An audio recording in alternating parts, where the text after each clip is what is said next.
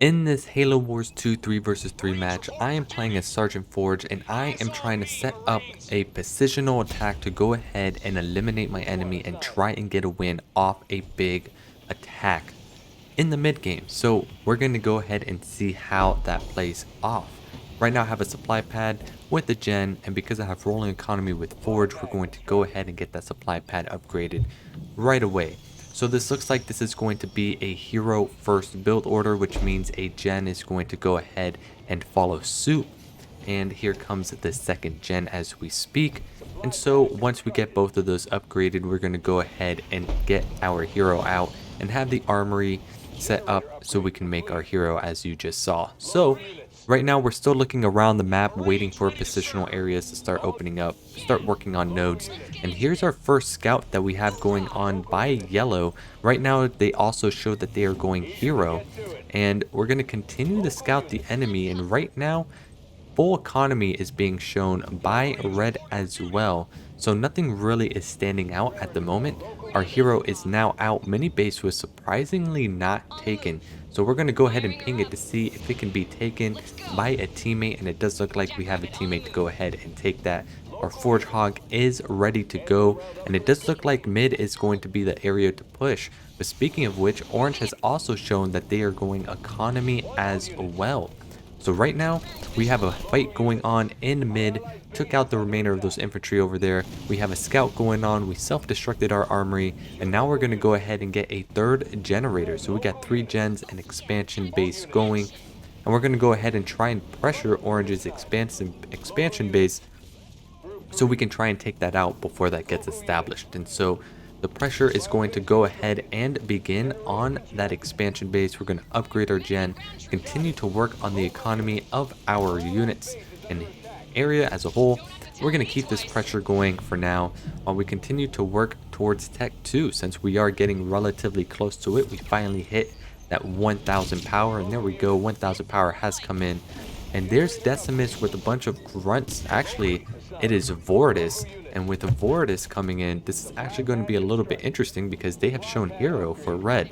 So we're going to get ready to start transitioning to Tech 2. We're going to upgrade our base on that expansion side, and it does look like we're going to focus primarily on going air here. So we're going to make this air, and we're going to probably combine it with some siege. But speaking of which, we have ourselves an attack coming in from blue, and there's yellow and red being able to try and defend here. So we have double Forge Hog.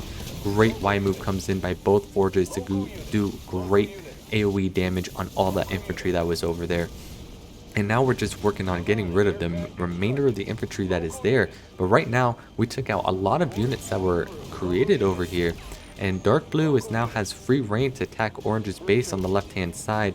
And now I am starting my production for the air units as well. So Voridus does not really stand a chance here because they don't have the range as I do.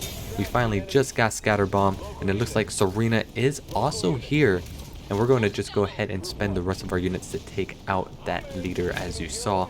So Serena leader is gone. We're putting a lot of pressure on Orange, and now we're going to continue to just keep this pressure going. Mine comes down, so in case any reinforcements come in, Carpet Pawn drop comes in as well, but Forge was able to dodge a lot of it.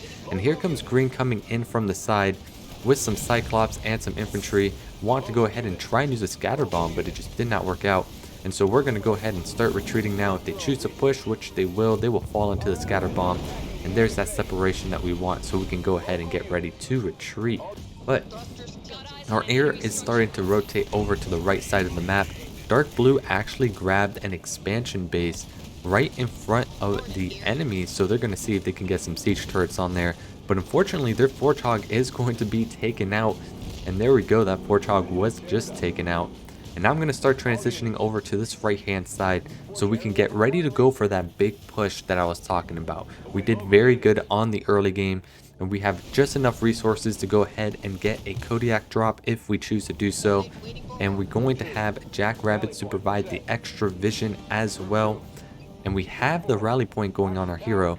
So now it's all about preparation and getting ready for this attack. And so there's that leader point. Vehicle drop is ready. We're going to go ahead and call that and start moving our army more forward. Kodiak drop is set up, and we're going to go ahead and set up our Kodiaks. and now we're going to get ready to go for a big attack because yellow's attacking blue's base, which gives me a perfect opportunity to attack their main base, and orange is busy trying to defend their side, which means the pressure has now begun and we're going to start moving our army in, and we're going to have a double Kodiak support drop over here.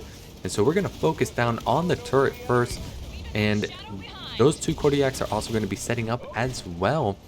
And right now things are looking relatively well. We're going to fall back just a little bit, honestly, because we're a little bit concerned about the air. But it looks like they're all units that's going to go all the way around because they have some ground units set up. Vortis Goo is going to be a slight problem, but heavy metal was popped, which means our air units are going to last so much more longer. And so the siege is just pounding down on any of these units that are coming our way. And yellow's going to try and defend this with what they got. I have no more leader ability, so now it's up to me to try and hold this. Cyclops are trying to push on through, which they're getting through the first line of defense against the Kodiaks, but the Spartan looks like they're about to be taken care of. Y-move gets popped by the Kodiak, and another Carpet Palm just comes down, but unfortunately it doesn't look like they will be able to take out any of the Kodiaks because the heavy metal was put on it and saved it just barely. Red has shown up with reinforcements as well, but with this quadruple siege that we got going on and a Forge Hog with Goss, I don't think they have much left going for them. So here comes one big attack that is remaining from Red, and honestly they don't even have the opportunity to push because of the siege that we have going on. But Vortis leader is taking a lot of damage, and they got through two of the Kodiaks, but mines are still there, and because they don't really have anti-air, they're not going to really be able to deal with my air that's up in the sky. So Scatter Bomb is going to come down and wipe out the remainder of those hunters, and now we have just wiped out all their army.